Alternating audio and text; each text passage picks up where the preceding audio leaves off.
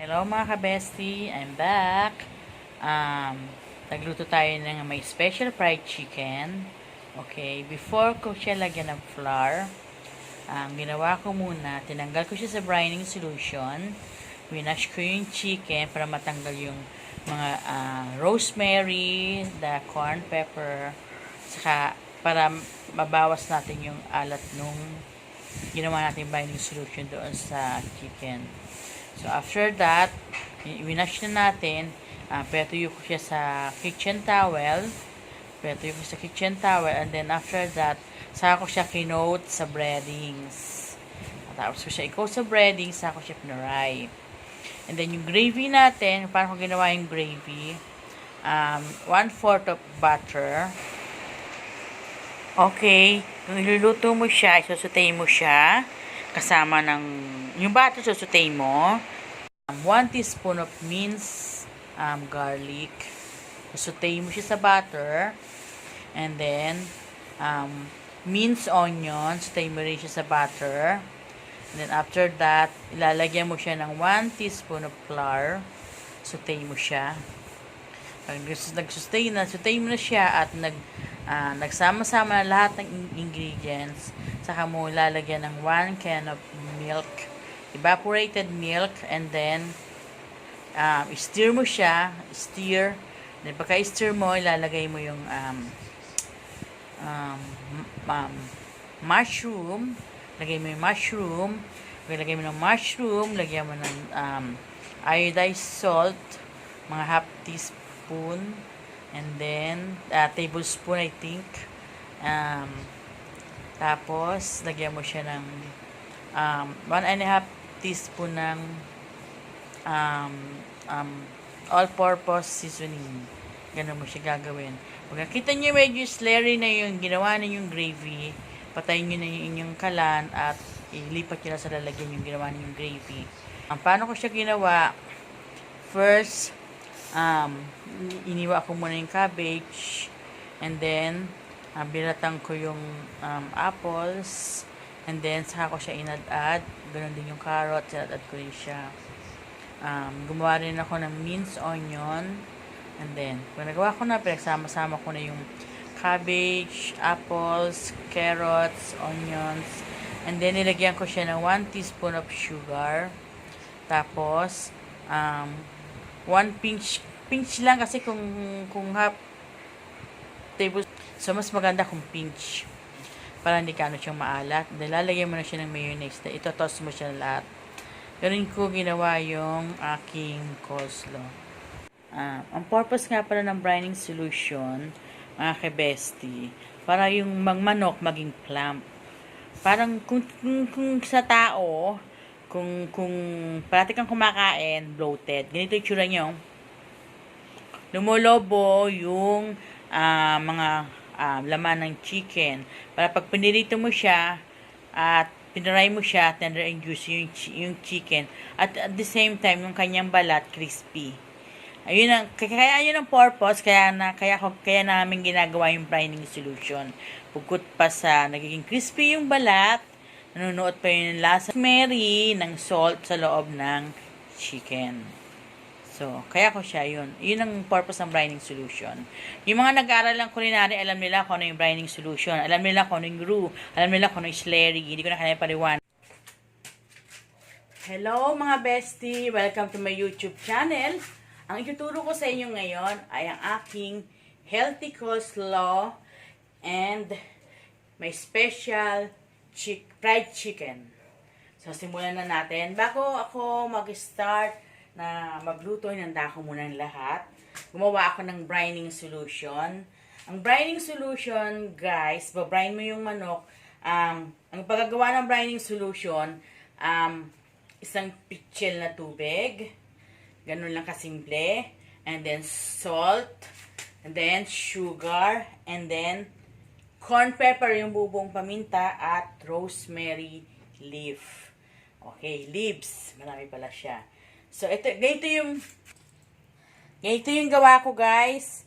Yan ang brining solution. Yung manok, ibababad mo siya ng 4 to 6 hours para yung yung lasa niya manuot sa ilalim ng manok.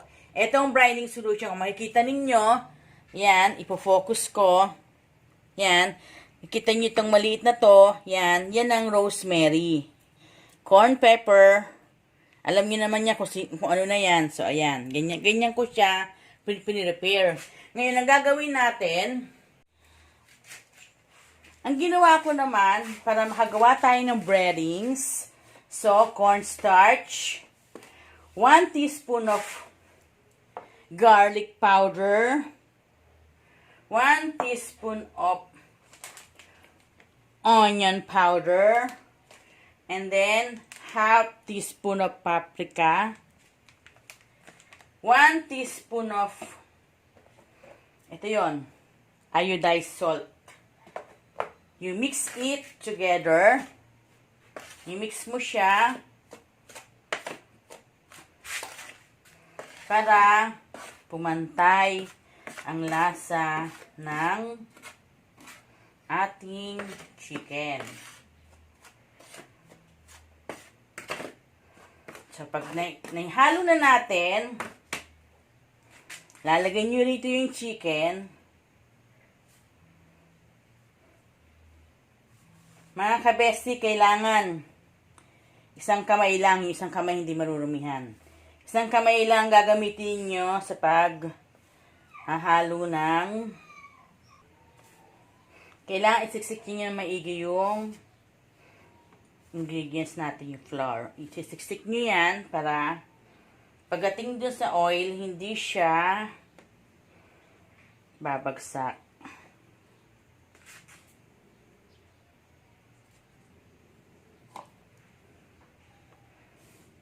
Sigurado ko, mga bestie, pangatikman to ng mga anak ninyo.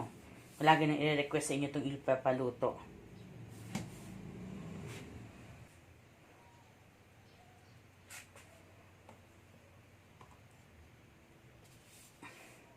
Yung sobra na, cornstarch na ginawa natin, pwede nyo yung itabi yan.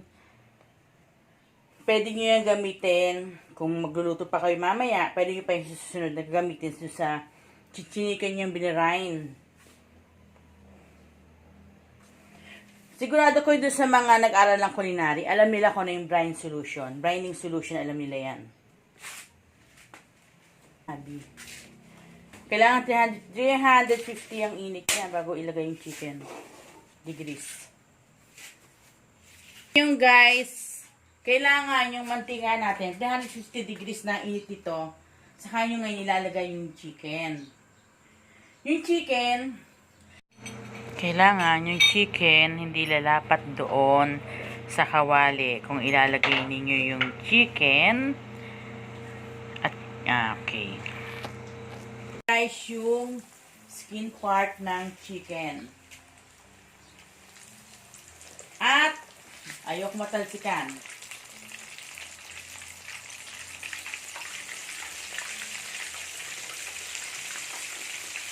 Kailangan, pag nagluto kayo ng fried chicken, mga kabesti, hindi overcrowded yung inyong pan. Kasi pag overcrowded, hindi magpapatay-pantay yung luto ng inyong fried chicken. Eto, ang pag-fry natin ng manok, 15 to 25 minutes natin siya ipofry. Yun ay lutong-luto na. Pati ilalim yan. Yes, natakpan ko na muna medyo allergy ako sa dapat yung isa. Yan, allergy ako sa talsik na mantika. Bestie, ito yung amin napiritong chicken.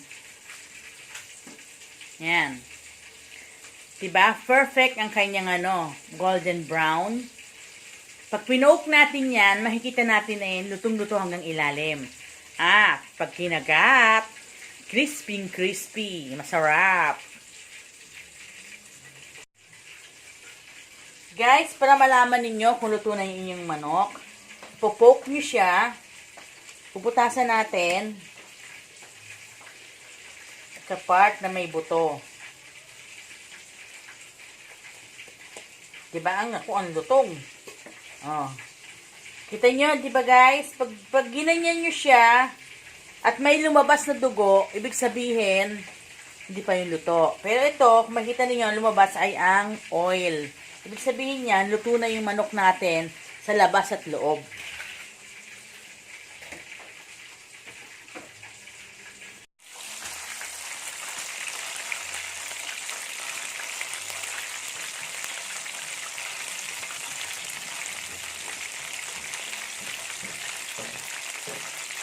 Okay, guys, almost done.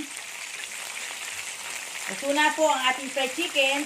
Ang pagkainat ko dito ng manok, mga ka-bestie, pag nakikita niyo yung lumulutang na yung chicken, ibig sabihin luto na yan. Inside and out, luto na yan. So, pwede natin patayin yung ating kalan. At kunin na natin ang ating chicken. Ang susunod natin gagawin ay ang gravy. Gravy ng chicken. Okay, gagawa tayo ngayon ng gravy for the chicken. All we need is butter.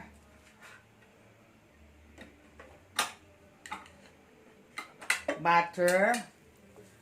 Para mas masarap yung ating gravy. Mas creamy. Okay, after ng butter,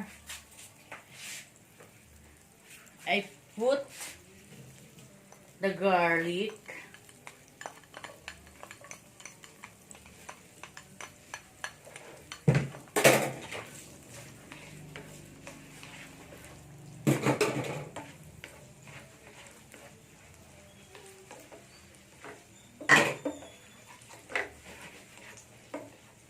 Put the garlic.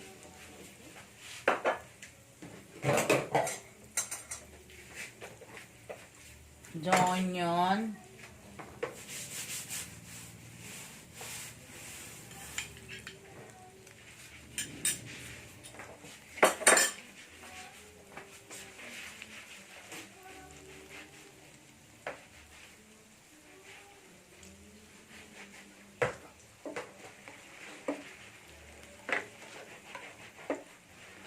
Sana mga ka-bestie, hindi nyo marinig yung tugtog ng kapitbahay ko. Nagpapatugtog sila. Vintage yung kanyang pinapatugtog. Okay.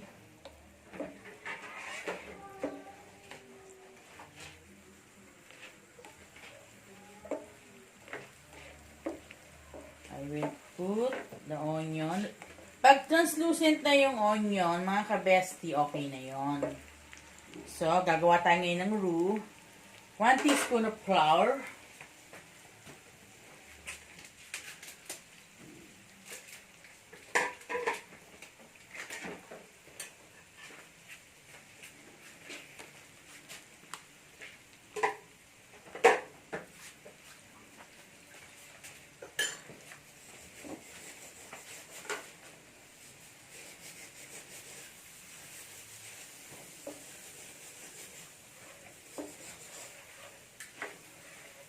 One can of milk.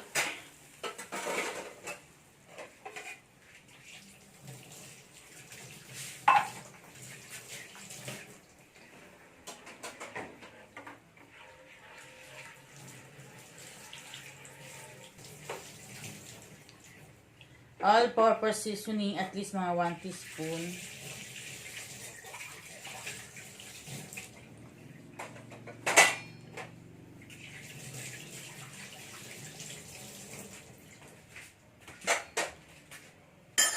Then,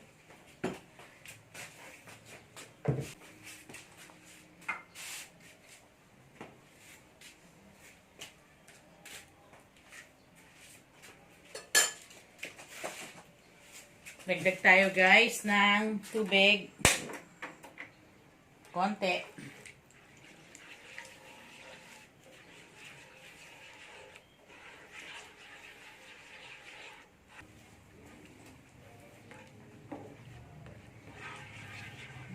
Yan siya na mga ka-bestie. Wala kasi akong pang-steer. Susunod na luto ko, makita nyo meron na akong pang-steer na ano. Kaya gamit ko lang spatula.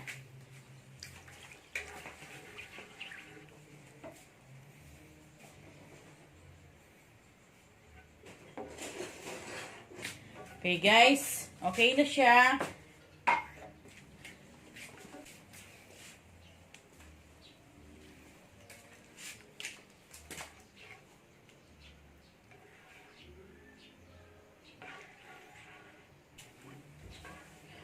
So, okay na ating gravy mga guys. Susunod ko ituturo ang ating healthy coleslaw. Pwede natin i-partner sa ating special fried. Gawa tayo ngayon ng coleslaw. Ito ay healthy coleslaw mga guys. Cabbage.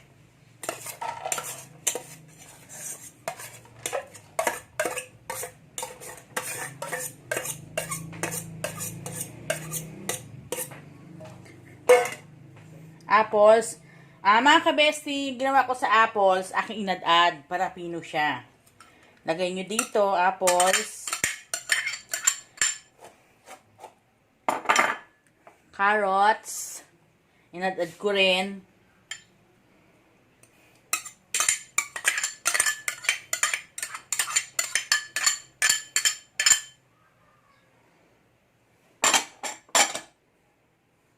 Onions. Inad-add ko rin ito mga guys. You will mix together. Mix nyo lang. Toss. Totos.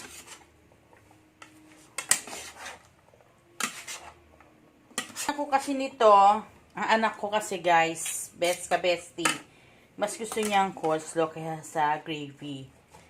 Ako lang naman yung mahilig sa gravy, so kaya gumawa ng gravy. So tingin niyo na nahalo nyo na lahat yung mga ingredients. Lagyan nyo siya ng 1 teaspoon of salt. Iodized salts mga kabesti ha. Huwag naman yung rock salt. Mahirap yung matunaw. Optional. Kung gusto nyo 1 teaspoon, pwede. Kung gusto nyo half teaspoon, pwede rin. Since na hindi naman kami makialat at bawal din sa asawa ko yung maalat, so I preferable dun sa half teaspoon.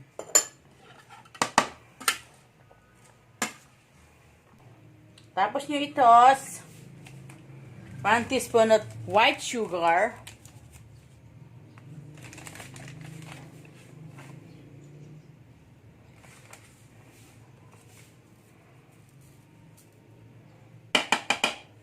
White sugar.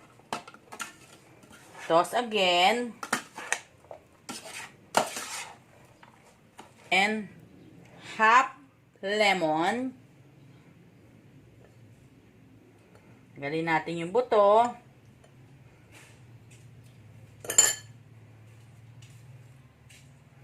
Optional din guys. Gusto nyo lahat ng lemon, pigaanin nyo, pwede.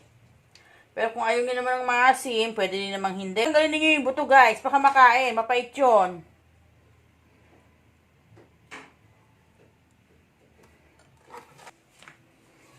Mayonnaise, 1 teaspoon.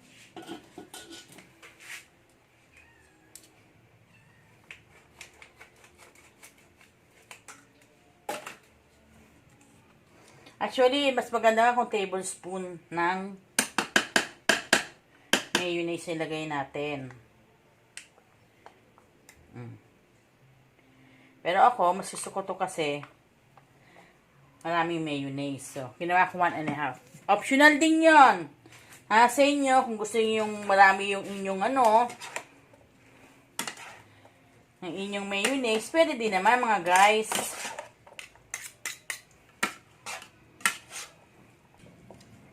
Yan ang ating healthy coleslaw. That's it guys. Tapos na. Maya babalik ako.